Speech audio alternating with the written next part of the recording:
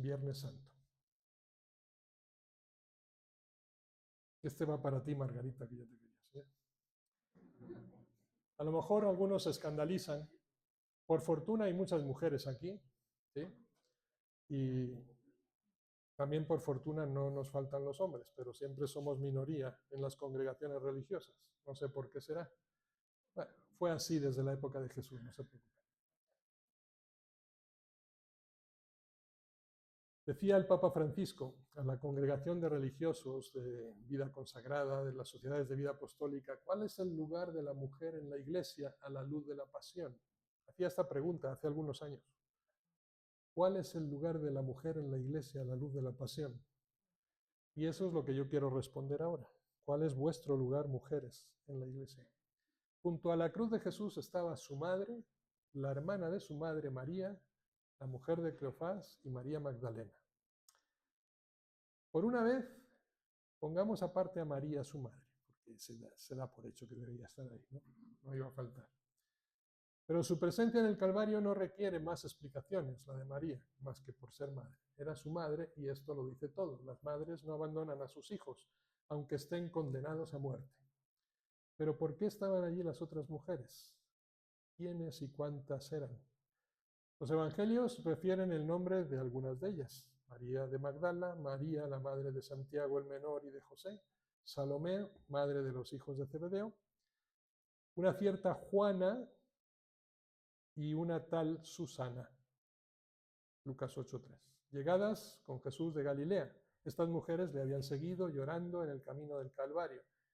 Y ahora, en el Gólgota, observan de lejos, porque no les dejan acercarse, no por otra razón. O sea, desde la distancia mínima que les es permitida.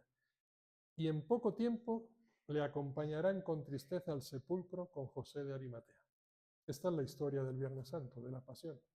Este hecho está demasiado comprobado y es demasiado extraordinario como para pasar por encima de él apresuradamente. Las llamamos, con una cierta condescendencia masculina, las piadosas mujeres. Pero son mucho más que piadosas mujeres. Son igualmente madres coraje. Madres coraje.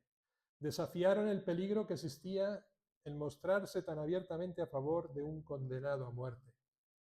Y Jesús había dicho, dichoso aquel que no hay escándalo en mí. ¿Lo recuerdan?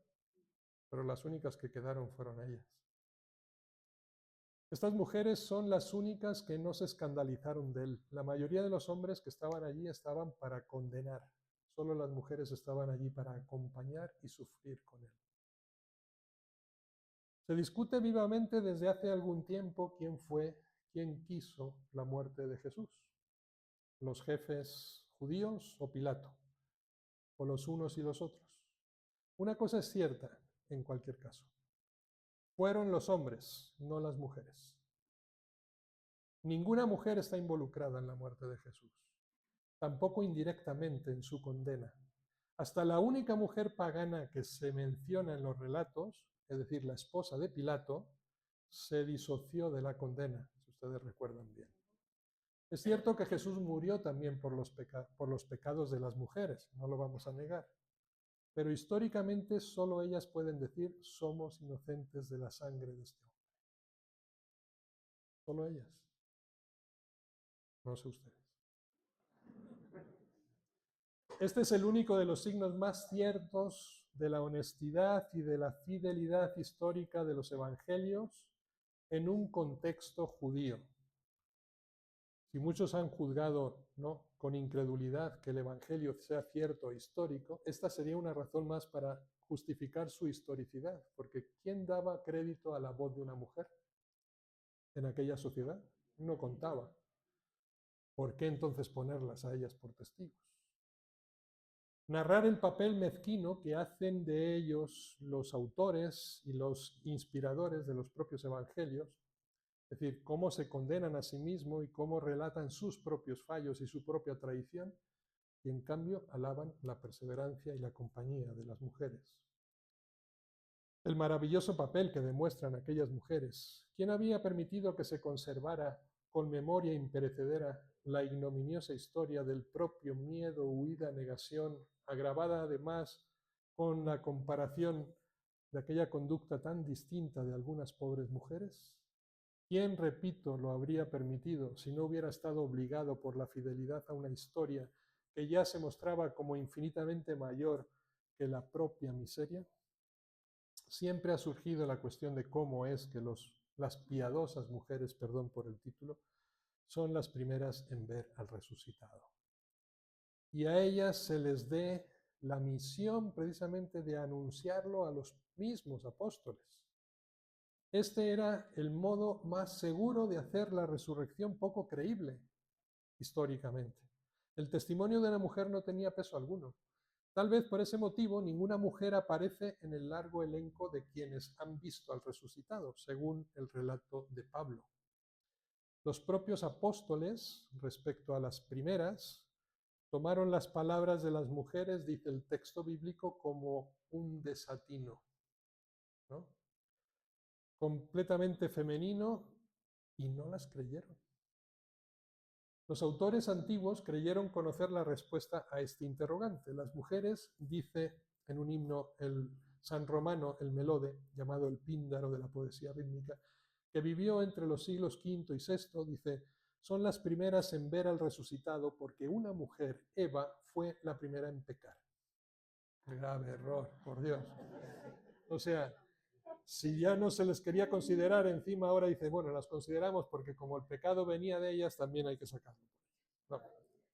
La respuesta auténtica es otra, totalmente otra. Las mujeres fueron las primeras en verle resucitado porque habían sido también las últimas en abandonarlo en la muerte, e incluso después de la muerte acudían a llevar aromas a su sepulcro. Debemos preguntarnos por el motivo de este hecho. ¿Por qué las mujeres resistieron al escándalo de la cruz? ¿Por qué se le quedaron cerca cuando todo parecía acabado e incluso sus discípulos más íntimos le habían abandonado? Y incluso aquellos discípulos ya estaban organizando su regreso a casa en Galilea. La respuesta creo que la dio anticipadamente Jesús antes de morir, cuando contestando a Simón Pedro dijo acerca de la pecadora que le había lavado y besado los pies: ha amado mucho. Ha amado mucho. Las mujeres habían seguido a Jesús por él mismo, por gratitud del bien de él recibido y no por la esperanza de hacer carrera después. A ellas no les habían prometido 12 tronos, ni ellas habían pedido sentarse a su derecha o a su izquierda en el reino. Le seguían, está escrito así, para servirle. Para servirle. Ellas son el verdadero modelo cristiano. Eran las únicas, después de María, su madre, en haber asimilado el espíritu del Evangelio. Habían seguido las razones del corazón y éstas no les habían engañado. En sí, su presencia junto al crucificado y al resucitado contiene una enseñanza vital para nosotros hoy. Nuestra civilización, dominada por la técnica, tiene necesidad de un corazón para que el nombre pueda sobrevivir en ella sin deshumanizarse del todo. Debemos dar más espacio a las razones del corazón si queremos evitar que la humanidad vuelva a caer en una era glacial. En esto, a diferencia de muchos otros caminos, la técnica es de bien poca ayuda. Se trabaja desde hace tiempo en un tipo de ordenador que piensa, ¿no?, que se enriquece a sí mismo. Hoy ya hablamos de inteligencia artificial, que nos suplen tantas actividades, y muchos están convencidos de que se logrará. Yo no lo dudo tampoco. Pero nadie hasta ahora ha proyectado la posibilidad de un ordenador que ame. ¿No? Nadie se le ha ocurrido hacer un ordenador que ame, que se conmueva, que salga al encuentro del hombre en el plano afectivo, facilitándole amar, como le facilita calcular las distancias entre las estrellas o el movimiento de los átomos o a memorizar datos. A la potenciación de la inteligencia y de las posibilidades cognitivas del hombre no le sigue con el mismo ritmo, lamentablemente, la potencialidad y la capacidad de amar para el hombre. Y esta última más bien parece que no cuenta nada, aunque sabemos muy bien que la felicidad o la infelicidad en la tierra no dependen tanto de conocer o de no conocer, sino de amar o no amar, de ser amado o de no ser amado. No es difícil entender por qué estamos tan ansiosos de incrementar nuestros conocimientos y tampoco de aumentar nuestra capacidad de amar. El conocimiento se traduce automáticamente en poder, mientras que el amor se traduce en servicio. Una de las idolatrías modernas, el IQ famoso, coeficiente intelectual. Existen varios métodos para medirlo, pero ¿quién se preocupa de tener en cuenta también el coeficiente del corazón? ¿Cuánta es nuestra capacidad de amar? Y sin embargo, solo el amor redime y salva, mientras que la ciencia y la sed de conocimiento solas pueden llevar a la condenación. Y es la conclusión del Fausto de Goethe, y es también el grito que lanza el cineasta en la película Cento Chiodi de Hernán Oimi, que hace clavar simbólicamente al suelo los preciosos volúmenes de una biblioteca y hace exclamar al protagonista que todos los libros del mundo no valen lo que una caricia. Antes que ellos, San Pablo había escrito: la ciencia hincha, el amor en cambio edifica. Después de tantas eras que han tomado nombre del hombre, el Homo erectus, el Homo faber, hasta el Homo sapiens sapiens, o sea, el sapientísimo de hoy, es deseable que se abra por fin para la humanidad una era de la mujer, una era del corazón, de la compasión, y que esta tierra deje ya de ser la pequeña tierra que nos hace tan feroces. Estoy citando a Dante Alighieri en su parte de El Paraíso. De todo lugar brota la exigencia de dar más espacio a la mujer. Nosotros no creemos que el eterno femenino nos salvará. Fausto de Goethe, final de la segunda parte. La experiencia diaria demuestra que la mujer puede elevarnos, pero que también puede hacernos caer. También ella tiene necesidad de ser salvada por Cristo, pero es cierto que una vez redimida por Él y liberada en el plano humano de antiguas discriminaciones, ella puede contribuir a salvar nuestra sociedad de algunos males arraigados que se ciernen amenazantes: violencia, voluntad de poder, aridez espiritual y sobre todo el desprecio a la vida. Solo hay que evitar repetir el antiguo error gnóstico, según el cual la mujer, para salvarse, debe dejar de ser mujer y transformarse en hombre. Cuidado, el prejuicio está tan enraizado en la cultura que las propias mujeres han acabado a veces por sucumbir a él. Para afirmar su dignidad han creído necesario asumir actitudes masculinas o bien minimizar la diferencia de sexos, reduciéndola a un producto de la cultura. Mujer no se nace, sino que se hace, dice. Esta actitud que hoy está cuestionada y equivocada como lo que conocemos como la ideología de género. Pero nosotros, que lo criticamos, y no sin razón, deberíamos cuestionarnos por qué lo provocamos. Y termino. Qué agradecidos tenemos que estar a las piadosas mujeres. A lo largo del camino del Calvario, sus sollozos fueron el único sonido amigo que llegó a los oídos de Jesús. Sobre la cruz, sus miradas fueron las únicas que se posaron con amor y compasión sobre él. La liturgia bizantina ha honrado a las piadosas mujeres dedicándoles un domingo del año litúrgico, el segundo después de Pascua. Nosotros tenemos aquí el Señor de la Misericordia. Pero en la liturgia bizantina es el Día de las Mujeres. Se llama el Domingo de las Miróforas. Esto es, de las portadoras de aromas. Jesús está contento de que se honren en la iglesia a las mujeres que le amaron y que creyeron en él en vida, y sobre una de ellas, la mujer que vertió en su cabeza un frasco de ungüento perfumado, hizo esta extraordinaria profecía puntualmente cumplida a lo largo de todos los siglos. donde quiera que se proclame este Evangelio, en el mundo entero se hablará también de lo que ésta ha hecho para memoria suya. Las piadosas mujeres no están solo, en cambio, para admirar y honrar, sino también para imitar. San León Magno dice que la pasión de Cristo se prolonga hasta el fin de los siglos. Y Pascal había escrito antes que Cristo estará en agonía hasta el fin de los tiempos, hasta el fin del mundo, en sus pensamientos.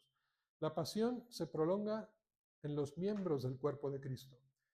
Son herederas de las piadosas mujeres, las muchas mujeres religiosas y laicas que permanecen hoy al lado de los pobres, de los enfermos, de los encarcelados, de los rechazados de cualquier tipo por parte de la sociedad. Y ellas, creyentes o no creyentes, Cristo repite, a mí me lo hicieron. Cada vez que lo hicieron con uno de estos, a mí me lo hicisteis. No solo por el papel desempeñado en la pasión, sino también por el de la resurrección. Las piadosas mujeres son ejemplo para las mujeres cristianas de hoy. En la Biblia se encuentran de un extremo a otro esos ve o id, ese envío de Jesucristo. Esto es el envío por parte de Dios al hombre. Y es la palabra dirigida a Abraham, es la palabra dirigida a Moisés, ¿no? Moisés, ve a Egipto a salvar a mi pueblo. A los profetas, a los apóstoles, id por todo el mundo, predicad el evangelio a toda criatura. Todos esos id dirigidos a los hombres, y existe un id dirigido a las mujeres, el que se dio a las miróforas precisamente la mañana de la Pascua. Entonces les dijo Jesús, id, avisad a mis hermanos que vayan a Galilea, allí me verán. Y con estas palabras las constituía en los primeros testigos de la resurrección, maestras de maestros, apóstoles de los apóstoles, como los llama el antiguo autor Gregorio Antioqueno. Es una pena que a causa precisamente de la equivocada identificación con la mujer pecadora que lava los pies de Jesús, María Magdalena haya acabado por alimentar infinitas leyendas antiguas y modernas y haya entrado en el culto y en el arte casi solo en calidad de penitente, como pecadora, más que como primer testigo de la resurrección, apóstol de los apóstoles, como la define Santo Tomás de Aquino. Ellas partieron a toda prisa del sepulcro con miedo y con gozo y corrieron a dar la noticia a sus discípulos. Mujeres cristianas, sigan llevando a los sucesores de los apóstoles, a nosotros, sacerdotes, colaboradores suyos, el gozoso anuncio. El Maestro está vivo, ha resucitado. Os precede en Galilea, o sea, donde quiera que vayan. Continuad el antiguo cántico de la liturgia que pone en boca de María Magdalena, morst et vita duelo conflicere mirando, dux vitae mortus regnum vivus. Es decir, muerte y vida se han enfrentado con un prodigioso duelo. El Señor de la vida estaba muerto, pero ahora está vivo y reina. La vida ha triunfado en Cristo sobre la muerte, y así sucederá un día también en nosotros.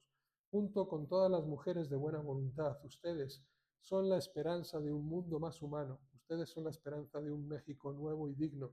Ustedes serán las constructoras de la sociedad querida por Cristo desde siempre. Solo espero que no se lo impidamos. A la primera de las piadosas mujeres, e incomparable modelo de estas, la Madre de Jesús, quien queremos acompañar siempre en su dolor por aquella pérdida y al mismo tiempo en su amor de madre, le pedimos que así como tejió aquella túnica sin costuras para su hijo, tan manchada de sangre aquel primer Viernes Santo, nos ayude hoy también a todos los mexicanos a reconstruir ese tejido de nuestra propia dignidad personal y social, tan manchado hoy por la corrupción, la impunidad, por la inseguridad y la violencia, por las desigualdades sociales y la falta de oportunidades. Enséñanos tú, María, a tener tantas costuras rotas en nuestras vidas y en nuestro pueblo, a tejer, tantas costuras rotas en nuestras vidas y en nuestro pueblo. Muéstranos tú el camino con el valor de una madre. Al lado del sufrimiento de su hijo, tú que como madre adoptaste a México en el Tepeyac, acompáñanos tú en la senda con los valores que te enseñó tu hijo, porque solo tu hijo puede enseñarnos con sus valores a reconocer, a respetar, a defender y a amar a nuestra madre, la patria mexicana. Amén.